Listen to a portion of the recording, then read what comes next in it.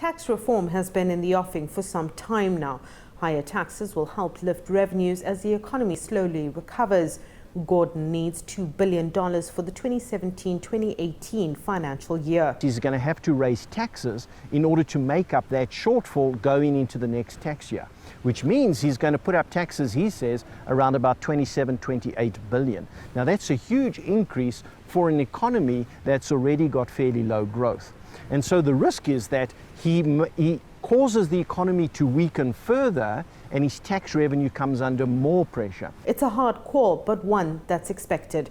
Those in the upper tax brackets earning over $100,000 will have to pay more. We're going to see tax relief adjustments that give more tax relief to the poor, and we are likely to see an introduction of a new statutory marginal tax rate targeting higher income earners. But the risk always with coming up with high and more aggressive or punitive taxes to high income earners is that high income earners have access to tax planning tools, and they are very fluid. They can move their capital or they can relocate to less aggressive tax regimes. The poor will feel the impact of other taxes on sugar, cigarettes and alcohol.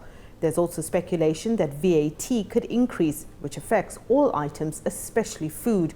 According to KPMG, the tax adjustments could raise between $500 million to $1 billion. The minister has already indicated he'll introduce a new sin tax, which is a sugar tax, which will be levied at an average of 20%, which is higher than sin taxes applied to most wines and most spirits. So the minister can yield additionally, by our estimates, roughly 5 billion rand, or which is roughly $300 million US.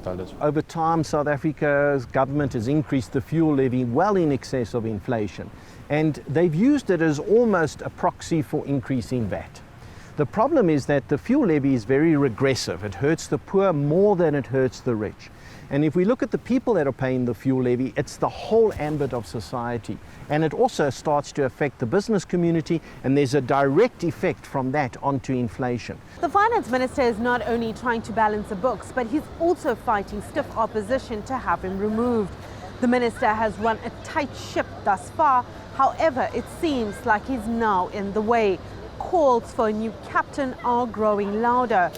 But the political uncertainty and any sudden moves at this stage could derail the recovery that we're starting to see in this economy.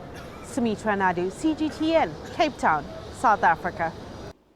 Well, Angelo Coppola now joins us in Johannesburg with some more insight into tomorrow's budget announcement. Angelo, as always, you're welcome to the show. Now, of course, the Finance Minister Gordin has a tough task ahead of him. He has to fill that 28 billion rand shortfall in revenue. Now, besides possible increases in taxes, as we heard there, how can we expect to see him keep spending in check and suddenly avoid a junk rating?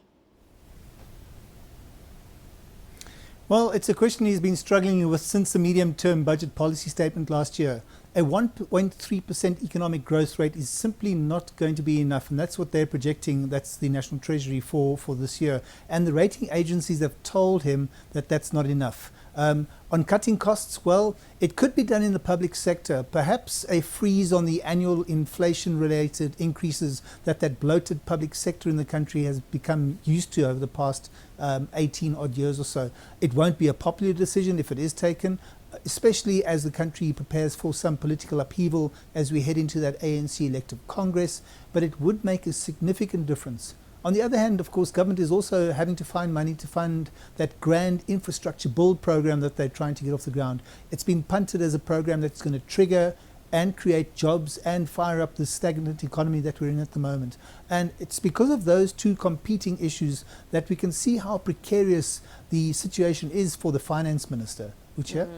Well, Angelo, as Sumitra mentioned there, we could see some major decisions in tax reform coming up. Some say it is unlikely we'll see increases in VAT, for example, while others say taxes on goods such as sugar, cigarettes, alcohol, they could increase. What are your thoughts on that? Well, the rumors about started raising their head a few weeks ago about that increase in VAT being considered. There was no comment from the National Treasury or the Finance Minister on the topic. In fact, the Finance Minister hardly ever comments on anything related to the budget until after he's delivered his speech. So there's no surprises there.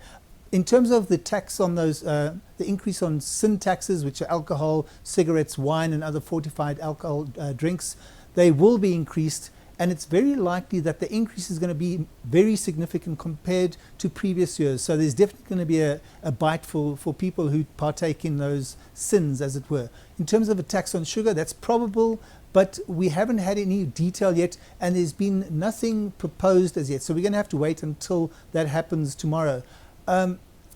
The bottom line here is that those increases are going to have a minimal impact on the Treasury coffers.